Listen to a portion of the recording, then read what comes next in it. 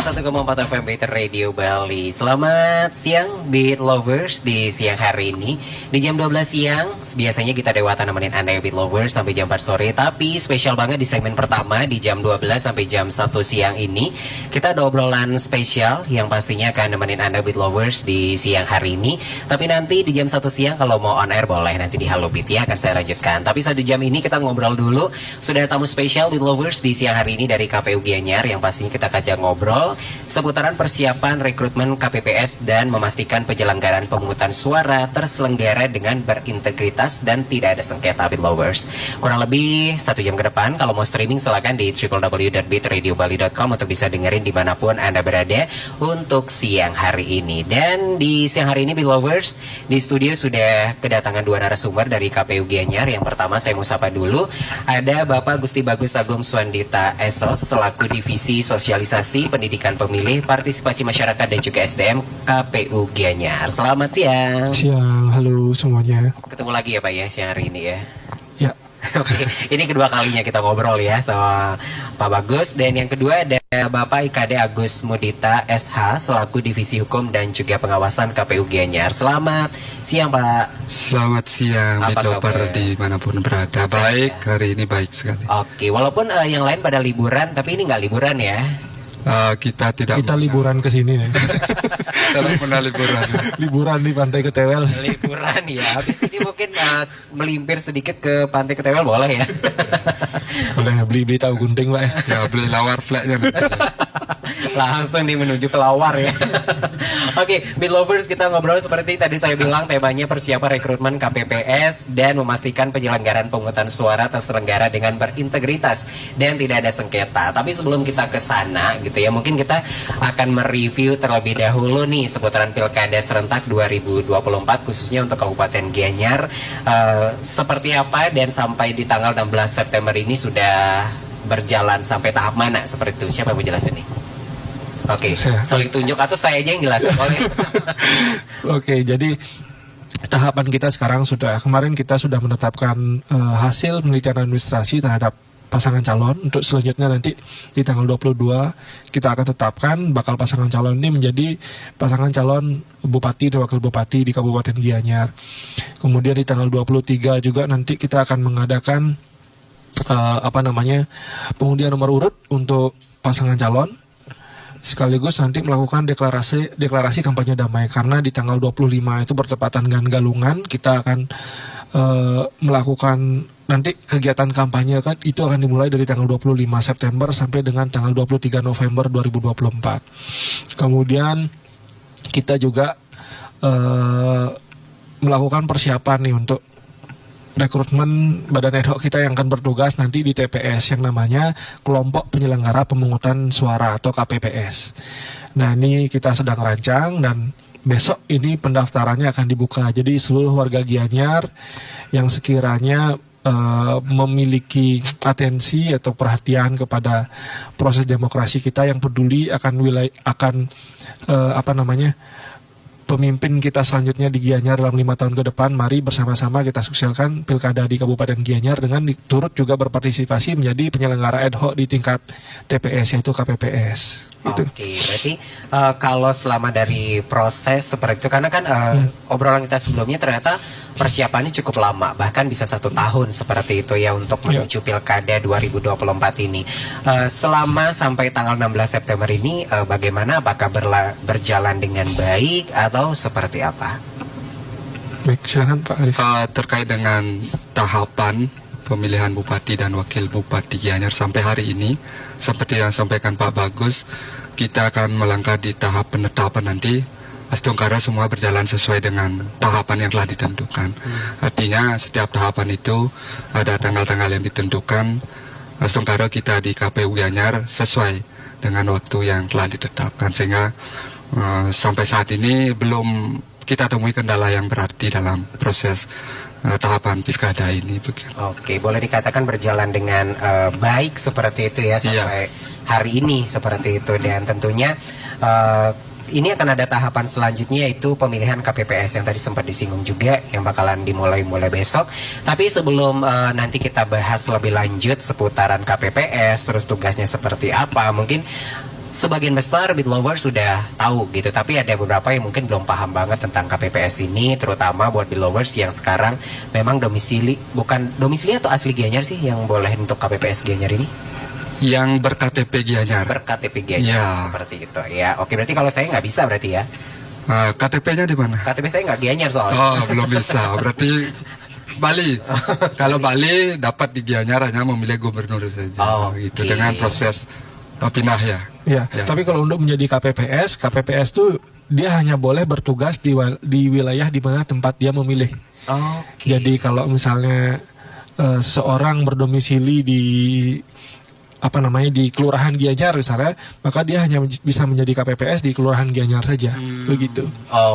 Oke, nanti kita bahas lebih lanjut ya, lebih detail lagi. Mungkin buat Beat Lovers yang lagi dengerin, terutama masyarakat yang ada di Gianyar untuk siang hari ini. Tapi kita jeda dulu Beat Lovers, habis satu lagu kita akan kembali tentunya ngobrol di siang hari ini tentang persiapan rekrutmen KPPS dan memastikan penyelenggaraan pemungutan suara terselenggara dengan berintegritas dan juga tidak ada sengketa, hanya di 91,4 FM Beat Radio Bali. 91,4 FM Beat Radio Bali. Masih di program Kita Dewata, tapi spesial Beat Lovers live talk show bersama KPU Gianyar untuk siang hari ini sampai jam 1 siang nanti, dan nanti jam 1 baru kita lanjutkan lagi ya Kita Dewata, karena siang hari ini kita membahas persiapan rekrutmen KPPS dan memastikan penyelenggaraan pemungutan suara terselenggara dengan berintegritas dan tidak ada sengketa. Beat Lovers pastinya di studio Beat Radio Bali masih bersama Pak Bagus dan juga Pak Kade untuk siang hari ini.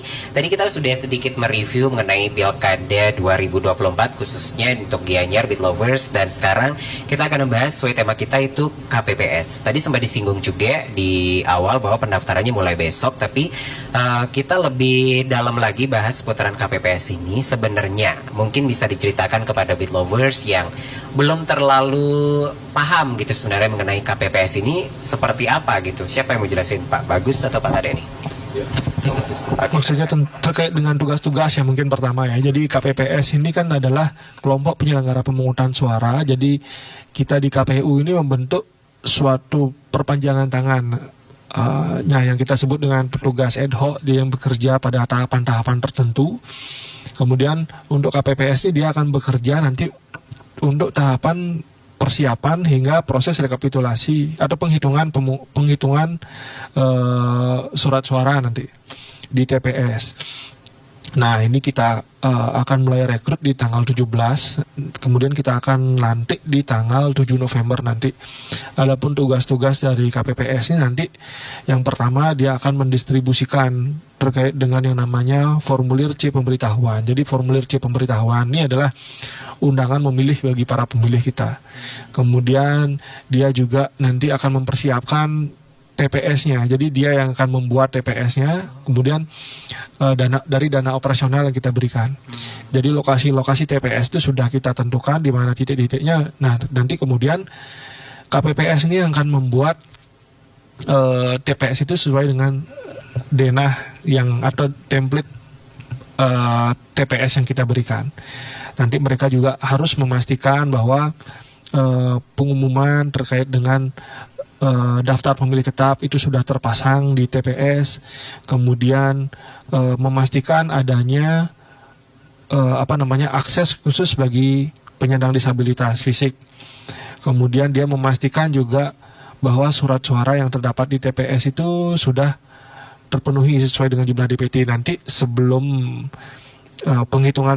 sebelum pemungutan suara itu dimulai, nanti KPPS ini akan melakukan rapat pleno dulu untuk melakukan rapat untuk menghitung jumlah surat suaranya apakah sudah sesuai atau belum, nanti untuk dituangkan di dalam berita acara. Baru kemudian KPPS ini yang mengorganisir proses pemungutan suara yang ada di TPS. Kemudian juga menentukan siapa yang boleh memungut suara melakukan pemilihan di TPS itu, apakah sudah sesuai dengan ketentuan atau tidak gitu. Oke, jadi tugasnya lumayan banyak juga ya dari KPPS ini ya kalau dijabarkan. Tapi syarat seperti itu, kalau tadi kan salah satunya kalau untuk Gianyar ya berKTP Gianyar seperti itu. Tapi selain sebagai syarat utama adalah berKTP Gianyar, apalagi syarat yang harus dipenuhi seorang ingin menjadi KPPS ini? Oke, syaratnya untuk menjadi KPPS itu yang pertama dia adalah warga negara Indonesia, Nah, lebih khusus lagi disampaikan bahwa syarat untuk jadi KPPS ini dia bertugas di wilayah sesuai dengan domisilinya. Begitu. Jadi seperti yang disampaikan tadi, kalau dia memang berasal misalnya dari Kelurahan Gianyar, maka wilayah tugasnya itu adalah dia boleh bertugas di TPS di wilayah Kelurahan Gianyar. Kemudian dia setia pada Pancasila, itu yang dibuktikan dengan surat pernyataan nantinya. Setia pada Pancasila, UUD 1945, Bhinneka Tunggal Ika, dan lain sebagainya. Kemudian juga dia berumur 17 tahun atau lebih. Secara spesifik juga lagi disebutkan bahwa dia harus paling tidak tamatan SMA. Oh, Ya. karena udah 17 tahun ya. Iya. Oke. Iya. Jadi mungkin kalau orang tamatan SMA itu kan kadang-kadang rata-rata biasanya umur 19 tahun ya. Tapi kalau ada yang percepatan mungkin udah tamat SMA di usia 17 tahun, nggak boleh dia jadi anggota KPPS. Nah, kemudian dia tidak menjadi anggota partai politik. Nah, itu juga terkait dengan independensinya ini sangat penting juga untuk kita pastikan. Itu dibuktikan dengan pengecekan nanti sipolnya. Jadi dia terdaftar sebagai pengurus atau anggota partai politik tertentu atau tidak. Kemudian dia juga harus memiliki kepribadian yang jujur, berintegritas, sehat secara jasmani dan rohani yang dibuktikan dengan surat keterangan sehat, bebas narkoba, yang disertai dengan pengecekan gula darah dan kolesterol. Begitu. Iya. Itu syarat-syaratnya yang harus dipenuhi jika Iya, ingin betul. jadi KPPS. Berarti tadi kan syaratnya boleh dikatakan kayak seperti melamar pekerjaan seperti itu ya. Betul. Itu akan ada, kan dibuka mulai besok. Itu ada tahap-tahap kayak interview dan lain sebagainya, atau seperti apa sih sebenarnya proses perekrutan dari KPPS ini? Baik, jadi proses perekrutan KPPS ini diselenggarakan di tingkatan PPS sebetulnya, di petugas ad hoc kita yang berada di tingkatan desa. Jadi untuk regulasinya itu sudah diberikan dari KPU RI melalui keputusan KPU RI nomor 475 tahun 2024. Nah, ini kita kemudian teruskan kepada PPK dan juga PPS. Nanti dari PPS kemudian mengaplikasikan itu di tingkatan desa, sehingga mereka nanti merekrut secara terbuka. Artinya ini siapapun boleh melamar menjadi KPPS begitu. Seperti Karena ini loker adalah dia, lowongan ya, kerja. lowongan kerja. Jadi siapapun boleh melamar menjadi KPPS. Jadi warga kita yang sudah memenuhi syarat nanti akan dicek administrasinya apakah sudah memenuhi atau belum. Kemudian nanti itu akan dipakai acuan. Kalau seandainya ada pelamar yang lebih misalnya dari kebutuhan, kalau masing-masing TPS kita itu kan ada 7. Masing-masing TPS ada 7 KPPS. Ya. Jadi kalau seandainya ada pelamar yang melebihi dari jumlah kebutuhan itu, maka PPS akan melakukan seleksi dari administrasinya tersebut dengan memperhatikan pengalaman, kemudian apakah sebelumnya sudah pernah menjadi KPPS atau belum. Kemudian dari segi kualifikasi pendidikannya, dari segi kesehatannya secara jasmani dan rohani apakah memenuhi dibandingkan dengan kandidat yang lain. Nanti itu yang akan menjadi acuannya. Oke, berarti setiap TPS itu membutuhkan 7 KPPS. 7 KPPS. Itu memang udah aturannya seperti itu gitu ya. Iya. Berarti kalau misalnya nih masyarakat yang lagi dengerin sekarang seperti itu, yang ingin mendaftar diri sebagai KPPS ini, apa-apa saja yang mereka harus persiapkan terlebih dahulu untuk dibawa seperti itu untuk boleh dikatakan ngelamar menjadi KPPS ini gitu? Apa harus ada surat lamaran yang harus dibuat dulu, atau ada fotokopi KTP-nya, atau seperti apa? Baik, jadi seperti yang sudah termuat besok kita juga akan umumkan di halaman resmi KPU Kabupaten Gianyar, di web KPU Kabupaten Gianyar, begitu juga di sosial media KPU Kabupaten Gianyar, terkait dengan persyaratan yang harus dipenuhi. Itu pertama adalah daftar riwayat hidup. Nah, jadi formnya itu sudah bisa diunduh atau diminta kepada PPS di desa masing-masing. Kemudian surat pernyataan yang menyatakan bahwa yang bersangkutan tidak terlibat dalam partai politik, bertakwa kepada Tuhan Yang Maha Esa, kemudian jujur, berintegritas, tidak menggunakan narkoba dan lain sebagainya, bisa membaca dan menulis juga gitu. Kemudian dia juga menyertakan surat pendaftaran. Nah, Itu juga perlu disertakan. Kemudian dia juga harus menyertakan surat keterangan sehat jasmani dan rohani yang di dalamnya juga mencantumkan bebas kolesterol dan gula darah. Nah, kemudian juga mencantumkan ijazah, KTP dan pas foto. Jadi itu yang perlu disiapkan.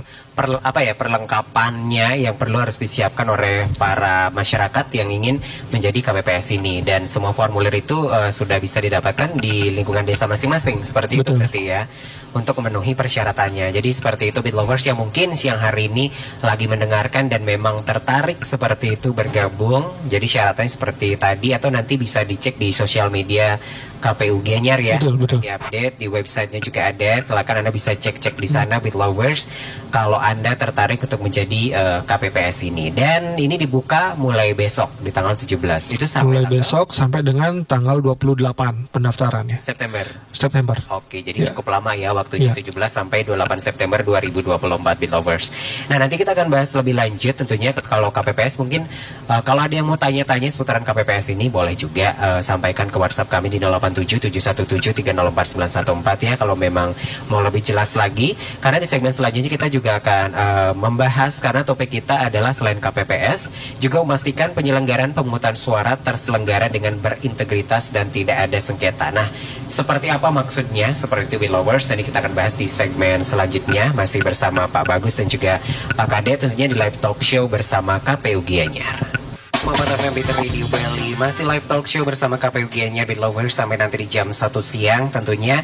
Dan buat Beat Lovers yang mungkin ingin tanya-tanya atau ngobrol sama kita, silakan langsung di WhatsApp di 087 717 304 914. Boleh juga di Facebook Beat Spasi Bali, dan Instagram juga boleh @Beat Radio Bali. Kalau mau streaming di www.beatradiobali.com untuk bisa dengerin dimanapun Anda berada untuk siang hari ini sampai jam 1 siang nanti. Tadi kita sudah bahas tentang KPPS seperti itu Beat Lovers, dan pastinya sudah dibuka mulai besok. Kalau mungkin ingin tahu lebih detail informasinya, Anda bisa lihat di websitenya KPU Gianyar atau bisa juga di sosial media Instagram. Nanti akan diupdate di sana untuk apa persyaratan dan bagaimana cara mendaftar untuk KPPS ini Beat Lovers ya, untuk lebih lanjutnya lagi. Dan seperti yang saya bilang tadi bahwa topik kita selain perekrutan dari KPPS, kita juga membahas memastikan penyelenggaraan pemungutan suara terselenggara dengan berintegritas dan tidak ada sengketa ya. Dan tentunya di segmen ini kita akan bahas seperti itu, bagaimana pemungutan suara yang terselenggara dengan berintegritas terus juga tanpa sengketa, dan kita akan ngobrol bersama Pak Kade untuk segmen ini. Tapi sebelum ke terselenggara dengan berintegritas, maksudnya seperti apa pemungutan suara, ini bagaimana persiapannya, kita review lagi Pak Kade sampai saat ini untuk Pilkada 2024, khususnya untuk Kabupaten Gianyar. Terkait dengan persiapan pemungutan suara yang di tanggal 27 November nanti, tentunya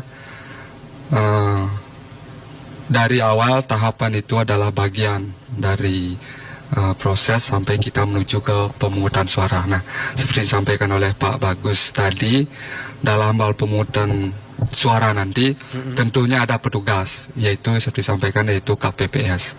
KPPS inilah petugas yang menjadi ujung tombak dalam pemungutan suara nanti, karena di TPS nantilah bentuk real pemberian suara rakyat itu dalam hal memilih pemimpinnya. Sehingga di sana nanti kita harapkan dan diwajibkan kepada petugas KPPS kita itu betul-betul menjunjung tinggi prinsip-prinsip penyelenggaraan pemilu yang baik. Ya, salah satunya yaitu punya integritas yang tinggi. Karena baik jajaran kita di bawah, KPPS, PPS, PPK maupun kita sendiri dalam hal pasca kita dilantik itu semuanya menandatangani fakta integritas yang isinya tentunya begitu banyak poin yang harus kita taati. Salah satunya ada di sana etika selaku penyelenggara, yang mana yang boleh, mana yang tidak boleh. Demikian kalau kita bicara persiapan nanti pasca penetapan pasangan calon tentunya dengan nomor urutnya.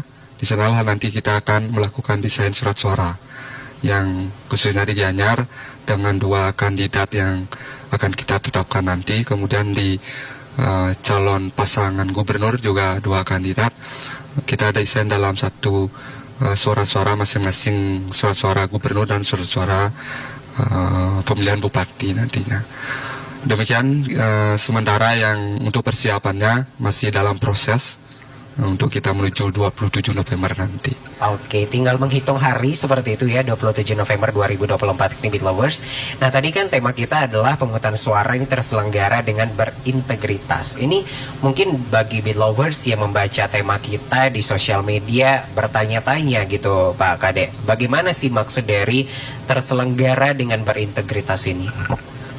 Baik Beat Lover dan rekan Petra, betul sekali, kita sering sekali sebetulnya mendengar kata integritas di pemilu kemarin juga, pemilu sarana integrasi bangsa. Nah, di sana juga ada integritasnya, juga ada integrasinya. Nah, apa itu integritas? Yaitu, nah, dalam penyelenggaraan pemilu maupun pemilihan tentunya prinsip-prinsip dalam integritas ini berpedoman pada suatu sikap dari kita selaku penyelenggara yang menjunjung tinggi etika-etika dalam selaku penyelenggara. Tentunya ini mengharapkan nantinya kita di penyelenggara kalau bicara integritas itu berpedoman pada prinsip satu, jujur. Ya, jujur dengan pemaknanya yaitu penyelenggara itu semata-mata terselenggaranya pemilu itu sesuai dengan ketentuan yang telah diatur, yaitu kita bicara regulasi. Artinya tidak ada kepentingan baik itu pribadi, kelompok maupun golongan. Itu kalau kita maknai jujurnya. Kemudian di integritas juga mengandung prinsip mandiri yang mengandung makna kita menolak campur tangan atau pengaruh pihak manapun terhadap suatu perbuatan yang merupakan keputusan ataupun dalam bentuk tindakan dari kita selaku penyelenggara. Artinya tak satu pihak pun nanti baik itu peserta maupun yang lain untuk bisa mengintervensi kita selaku penyelenggara, karena kita berpedoman pada peraturan perundang-undangan yang sudah ditentukan. Kemudian dalam integritas juga mengandung prinsip adil. Nah, seperti halnya kontestasi, tentunya ada banyak peserta. Ya, kebetulan di pemilihan bupati kita hanya 2 kandidatnya. Berbeda dengan pemilu kemarin yang begitu banyak, partai politik aja 18, kalau kita sekarang hanya 2 peserta. Justru adil ini menjadi tumpuan kita dalam hal memberikan informasi, memberikan pelayanan kepada masing-masing peserta agar tidak ada kesan agak berat sini atau agak berat sini. Ini yang menjadi dasar dalam hal kita selaku penyelenggara, berlaku menerapkan prinsip imparsial, juga memperlakukan semua peserta itu sama, atau bahasa hukumnya itu lebih kepada equal ya, ya kesetaraan itu ya. Kemudian yang terakhir yang paling penting yaitu accountable. Accountable ini kita selaku penyelenggara melaksanakan tugas, wewenang dan kewajiban kita dilaksanakan dengan penuh tanggung jawab dan hasilnya dapat dipertanggungjawabkan. Tidak hanya kita lakukan dengan tanggung jawab, tetapi apa yang kita lakukan itu kita dapat pertanggungjawabkan, baik kepada peserta, pemerintah, kemudian juga pada pemilih. Lebih-lebih kepada peserta. Artinya dalam hal ini tentunya yang namanya kontestasi tentunya akan ada yang menang dan ada yang kalah. Yang pertanyakan hasil dari yang kita lakukan, itulah yang kita harus pertanggungjawabkan. Sehingga untuk bisa mempertanggungjawabkan hasil yang kita lakukan, makanya kita kembali bahwa kita melaksanakan ini betul-betul berdasarkan regulasi yang telah ditentukan, baik itu berupa undang-undang, peraturan-peraturan turunannya maupun keputusan-keputusan KPU yang notabene mengandung petunjuk teknis yang lebih detail dalam penyelenggaraan itu. Demikian Beat Lover yang bisa disampaikan. Oke, itu kan tadi berintegritas yang sudah dijelaskan. Tapi kan ada juga lanjutannya adalah tanpa sengketa. Seperti itu ya. Mungkin kalau masyarakat awam dengar, kalau sengketa itu lebih ke orangnya taunya tanah gitu ya, sengketa gitu. Ini kenapa pilkada ada sengketanya gitu? Apa ada urusan wilayah-wilayah atau gimana sih Pak sebenarnya? Ya betul. Kalau kita bicara pemilihan atau pemilu kemarin, sengketa ini menjadi hal yang sebetulnya biasa. Kenapa saya harus bilang biasa? Karena seperti yang saya sampaikan tadi, bahwa di setiap kontestasi itu pasti ada lebih dari satu kontestan. Nah, tentunya yang kalah tentunya akan keberatan dengan hasil yang ditetapkan. Kemudian yang menang ya bersyukur, kan seperti itu. Nah, sengketa dalam undang-undang pun ditentukan bahwa dalam proses pemilihan maupun pemilu kemarin, sengketa kita itu ada di beberapa tahapan, yaitu ada di sengketa proses, artinya dalam berproses ini ada sengketa. Misalnya ada calon yang bakal calon yang digugurkan karena tidak memenuhi syarat, berarti dia di sengketa proses, ataupun sengketa administrasi juga. Nah, yang kalau kita bicara sengketa pasca pemungutan suara, yaitu sengketa perselisihan hasil. Ya, kita bicara angka-angka, misalnya pasangan A sekian, pasangan B sekian, ya tentunya di sana akan pihak yang dalam notabene lebih kecil suaranya tentunya keberatan terhadap hal itu. Nah, disitulah muncul sengketa perselisihan hasil. Nah, sengketa perselisihan hasil sesuai dengan Undang-Undang Mahkamah Konstitusi, yaitu menjadi kewenangan Mahkamah Konstitusi untuk diajukan keberatan atau permohonan. Nah, untuk mengantisipasi ini, mungkin di sana nanti endingnya pertanyaannya bagaimana kita menghindari atau meminimalisir sengketa itu, khususnya di Gianyar, agar supaya pemilihan bupati dan wakil bupati Gianyar ini berjalan lancar, damai, dan zero konflik lah kalau kita bisa harapkan. Nah, itu tentunya kembali kita selaku penyelenggara betul-betul menjunjung tinggi integritas tadi, yaitu memedomi segala yang kita laksanakan dalam setiap tahapan itu berdasarkan peraturan perundang-undangan, tidak ada penyimpangan dalam itu. Yang kedua, tentunya petugas atau jajaran kita di DEHOK juga harus lebih memahami terkait dengan pelaksanaan sesuai dengan tugas dan fungsi. Misalnya KPPS yang kita bentuk harus betul-betul memahami bagaimana proses pemungutan suara itu dilakukan. Karena sengketa aku akan muncul daripada saat proses itu. Misalnya kalau di tingkat TPS bisa jadi terjadi karena kotak suara pada pagi hari sampaikan Pak Bagus itu rapat mengawali rapat pemungutan suara itu diawali dengan rapat oleh KPPS itu, misalnya tanpa kehadiran saksi atau tanpa kehadiran pengawas TPS sudah dibuka, itu akan menyalahi prosedur dalam rapat pemungutan suara. Atau ada surat suara yang belum sempat ditandatangani tapi sudah diserahkan kepada pemilih untuk dilakukan pencoblosan, itu juga bagian dari berpotensi untuk disengketakan. Kemudian tidak cermatnya petugas KPPS dalam hal memastikan suara sah dan tidak sah sesuai dengan coblosan itu.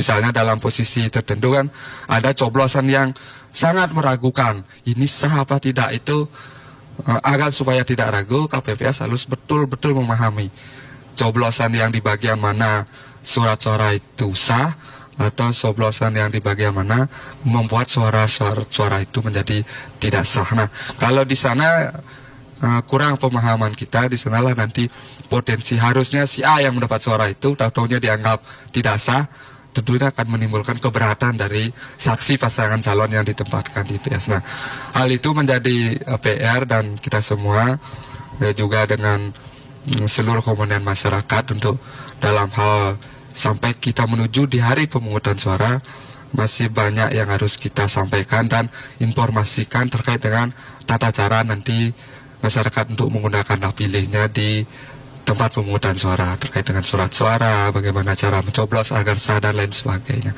Dan itulah yang menjadi atensi dan antisipasi kita untuk minimalisir terjadinya sengketa di akhir nanti terkait selesai perselisihan. Demikian BitLover yang bisa disampaikan. Oke, baik. Ini karena waktunya tinggal 5 menit lagi. Ya, ini coba saya rangkum, ada 2 pertanyaan saya rangkum ya.